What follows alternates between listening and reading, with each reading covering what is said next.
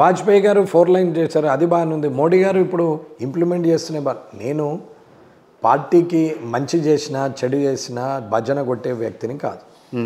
మంచిని మంచి అంటాం, చెడుని చెడే అంటాం. కాబట్టి ఇవాళ మోడీ గారికి ఉన్న జనాదరణ, మోడీ గారు చేస్తున్న కార్యక్రమాల్లో అన్ని మంచిగా ఉన్నాయి.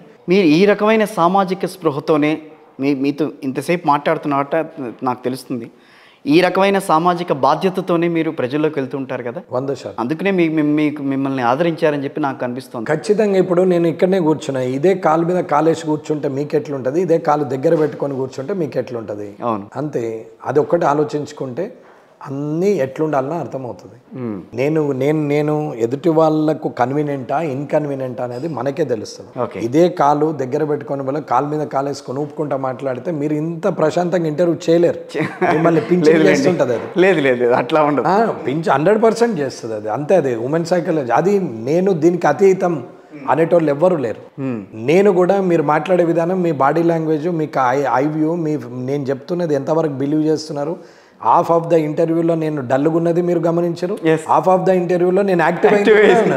నాకు నిద్ర వచ్చింది కాబట్టి డల్గా ఉన్నాము, అది తగ్గింది కాబట్టి యాక్టివ్ అయినాం. సో ఇవన్నీ నన్ను నేను క్వశ్చన్ మీ ప్లేస్లో ఉండి ఊహించుకున్నప్పుడు ఖచ్చితంగా ఆపోజిట్ ఏమది అనేది అర్థమైపోతుంది కదా. ఇది ఒక్కసారి ప్రతి వ్యక్తికి ఆ తెలివి లేక కాదు, ఆ స్థాయికి పోలేక. నేను అవతల వ్యక్తిని ఒక 10 లక్షలు తీసేసుకొని ముంచేస్తా అనుకుందాం.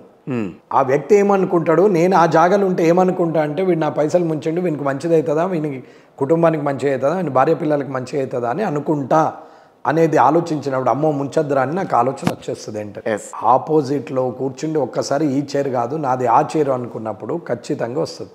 సెకండ్ సైడ్ ఎప్పుడైతే మనం థింక్ చేస్తామో అవతల సైకాలజీలో 50% అర్థమైపోతుంది. అది కూడా చెయ్యరు, ఎందుకంటే వీళ్ళు చేసిందే కరెక్ట్, నేనే కరెక్ట్, అవతలోడు రాంగ్, కాబట్టి అవతల సైడ్ నేను పోను. కానీ అవతలోడు కూడా రాంగ్ కాకపోవచ్చు, నేనే రాంగ్ కావచ్చు అని అనుకున్నప్పుడు అవతల స్థాయిలో ఉంటారు. ఇది మాట్లాడేటప్పుడు మనం ఆలోచించుకుంటే అది జరుగుతుంది. అది ఎవరు ఆలోచించే పరిస్థితి లేదు. ఎంతసేపు పక్కల పండి భజన కొడుతూ ఉంటే పెరుగుతూ ఉంటుంది. మీకు ఇంత సామాజిక స్పృహ రావడానికి కారణం మీ రాజకీయ జీవితమా, లేకపోతే మీ నేచర్ ఆఫ్ లైఫా? ఆలోచన విధానం అనుకోవచ్చు కదా. ఓకే, కోటీశ్వరుడు కూడా డౌన్ టు ఎర్త్ ఉన్న వాళ్ళు ఉన్నారు. ఏమాత్రం దిక్కులేనోడు సడన్గా డబ్బులు వస్తే బాగా బలిసి అంకర మాట్లాడేటోడు కూడా ఉన్నాడు. ఇప్పుడు కైకిల్ పనిచేసి ఎక్కడో పుట్టి పెరిగి బాగా సంపాదించి హైదరాబాద్ వచ్చినాక ఒక సెటిల్ అయిన వ్యక్తి ఇక్కడ మీరు అండి గారు బాగానే ఉంది ఇక్కడ వరకు. ఊరికి పోయినాక చెప్పండి బాగున్నారా అంటే అమ్మాయి యాడికెళ్ళి వచ్చిండ్రా అని అనిపించదా? అంటే మిమ్మల్ని ఇప్పుడు అండి అని పిలుస్తారా, అన్నా అని అంటారా? అక్కడ పోయినాక అన్నానే మాట్లాడు, మీరు అండి ఏం ఉండదు అక్కడ. మళ్ళీ సడన్గా అఫీషియల్కి రాగానే చెప్పండి సార్ మీరు ఏంటంటే ఏం మాట్లాడతాం, జూనియర్ అయినా సరే జూనియర్ అసిస్టెంట్ అయినా సార్ అని మాట్లాడతాం. కలెక్టర్ని కూడా ఎమ్మెల్యే కాగానే కలెక్టర్ గారు చెప్పండి అని మాట్లాడతారు. నేను ఇంతకుముందు సార్ అనే పిలిచిన, ఇప్పుడు కూడా సార్ అని పిలుస్తాం. జూనియర్ అసిస్టెంట్ను సార్ అనే పిలుస్తాం, ఇప్పుడు గన్మెన్లను సార్ అనే మాట్లాడతాం. తప్పేముంది, చదువుకొని కష్టపడి ఉద్యోగం తెచ్చుకున్న వాళ్ళకు సార్ అంటే కూడా తప్పు అనుకుంటే సగం చదివిన వాళ్ళు ఇంతగానో ఫీల్ అయ్యేందుకు. వీడికి ఏ కాని రాదు దొవ్వని రాదు, మళ్ళీ పక్కనున్న పిఎనే చెప్పాలా, ఏం డ్రాఫ్టింగ్ చేయాలా, ఏ సెంటెన్స్ వాడాలా, ఏ కాంటెంట్ వాడాలా అనేది కూడా పిఏనే చెప్పాలి. అవును, మరి వాళ్ళకు మర్యాద ఇవ్వడంలో తప్పేముంది? సో మీకు పిఏ అంటే ఎవరు లేరా ఇప్పుడు? అవసరం లేదు, దానివల్ల డ్యామేజే కదా. ఎప్పుడైనా లీడర్ అనే వ్యక్తి తన ఫోన్ తను మాట్లాడాలా, తనే ఆన్సర్ చేయాలా. మీ అంతటి మీరుగా వెళ్తారు, మీ అంతటి మీరుగానే మాట్లాడతాం. అవసరం పడితే ఇప్పుడు బంద్ ఉంది, బండ్లు ఎక్కినాక చూసుకుంటాం, రిటర్న్ కాల్ చేస్తాం. తప్పేముంది, 2 గంటలు లేటు. కానీ కమ్యూనికేషన్ అయితే క్లియర్ కదా, ఓవర్ వాయిస్ కాదు కదా, వర్డ్ జంప్ కాదు కదా. అదే వయా మీడియా పిఏ ఉంటే నేను చెప్పేదానికి ఆయన చెప్పేదానికి ఆ ధ్యాస ఎక్కడో పెట్టి నేను చెప్పింది ఇప్పుడు వీలు కాదంటుండు సార్. ఎన్నాళ్ళ పాటు బీజేపీలో ఉంటారు? ఎన్నాళ్ళ పాటు ఎందుకు ప్రశ్న, ఎన్నాళ్ళు అనేది ఏముంటుంది. ఏ స్థానం అయితే కావాలని కోరుకున్నామో అది ఈ పార్టీ ద్వారా జరిగింది కాబట్టి ఇంతకన్నా పెద్ద స్థానాన్ని కోరుకుంటలేము, ఇంకో పార్టీలోకి పోవాల్సిన అవసరం లేదు. ఓకే, ఇవాళ అంటే బీజేపీ ఈ గుర్తింపు కారణం భారతీయ జనతా పార్టీ కదా. బీజేపీ సిద్ధాంతాన్ని నమ్మారు, వాళ్ళ నడవడికను నమ్మారు, వాళ్ళ పాలసీస్ని నమ్మారు కాబట్టి మీరు ఈ రోజున ఒక ఎమ్మెల్యే కాగలిగారని మీరు గట్టిగా చెప్పగలరా? అట్లేం లేదు. అలా లేదనంటే మీరు బీజేపీలో ఉండరని నేను భావించారు.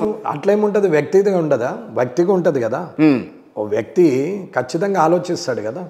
ఇప్పుడు ఒక లీడరు ఎస్టాబ్లిష్ కావాలంటే 4 పార్ట్లు నా దగ్గర నాకు తెలిసి. ఒకటి పార్టీ స్టాండ్ అంటే పార్టీ ప్లాట్ఫామ్, ఒకటి candidate strength, second one, third cadre strength, okay, fourth one public trust.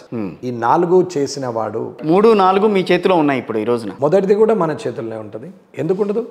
ఏ ప్లాట్ఫామ్ మీదకి వెళ్ళైతే మనం మాట్లాడుతున్నామో అప్పుడు మన క్యాండిడేట్ అనేది ఆయన మిమ్మల్ని నమ్మిన వాళ్ళు, బీజేపీని నమ్మిన వాళ్ళు, కరెక్ట్గా ఎన్నికలప్పుడు అప్పటి వరకు ఉన్నవాళ్ళు ఈ రోజున కాంగ్రెస్ పార్టీలోకి వెళ్ళి గెలిచి ఈ రోజున నా కాంగ్రెస్ పార్టీనే ముఖ్యమని చెప్పి గత 9 ఏళ్లుగా కాంగ్రెస్ పార్టీలో ఉన్నవాళ్ళు, అదే బీజేపీలో ఉన్నవాళ్ళు వెళ్ళారు.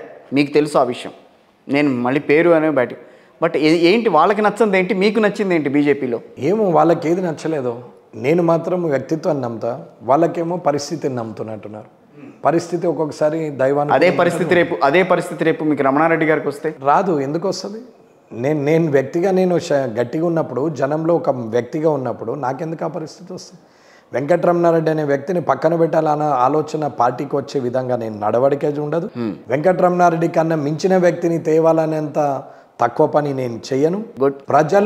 ప్రజలు ఎప్పుడైతే నా నమ్మకాన్ని, విశ్వాసాన్ని పోడగొట్టుకునే పని అసలే చేయను.